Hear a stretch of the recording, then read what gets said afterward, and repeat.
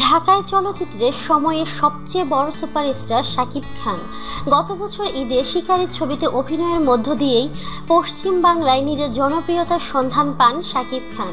এরপর যৌথ প্রযোজনার ছবিতে আরও আশাবাদী হয়ে ওঠেন তিনি।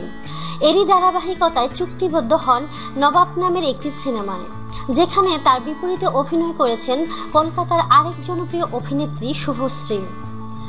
ভক্তদের অনেক প্রতীক্ষার পর অবশেষে প্রকাশ করা হলো নবাবের ট্রেলার।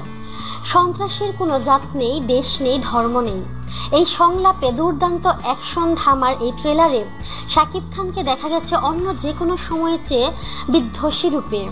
সন্ত্রাসের হাত থেকে মানবতাকে বাঁচাতে এবার শত্রুদের সাথে লড়বেন দুই বাংলার নবাব। ট্রেলার দেখেই বোঝা যায় শিকারী সিনেমার ব্যবসায়িক সফলতাকেও ছাড়িয়ে যাবে নবাব। গত 21শে মার্চ রাতে শাকিব শুভশ্রী অভিনীত নবাব ছবির ফার্স্ট লুক প্রকাশ হয়েছে, আর তার পরপরই শাকিব ভক্তদের মাঝে সৃষ্টি হয়েছে উন্মাদ উত্তেজনা। প্রযোজনা প্রতিষ্ঠানটির পক্ষ থেকে জানা গেছে, বাংলাদেশ এবং ভারতে দুই সময়ে মুক্তি পাবে সিনেমাটি। আগামী ঈদে বাংলাদেশে নবাব ছবিটি মুক্তি দেওয়া হবে, আর কলকাতায় মুক্তি দেওয়া হবে 1 মাস পিছিয়ে জুলাই মাসে। ছবিটি যৌথভাবে প্রযোজনা করেছে জাজ মাল্টিমিডিয়া ও কলকাতার এসকে মুভিজ। পরিচালনা করেছেন শিকারী। ছবির নির্মাতা কলকাতার জয়দেব মুখার্জি ও বাংলাদেশের আব্দুল আজিজ। নবাব ছবিটি শাকিব শুভশ্রী জুটির প্রথম ছবি।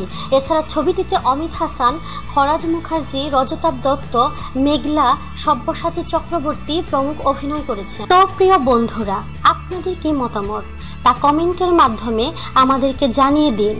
আর অবশ্যই আমাদেরকে লাইক, কমেন্ট, শেয়ার এবং সাবস্ক্রাইব করতে ভুলবেন না।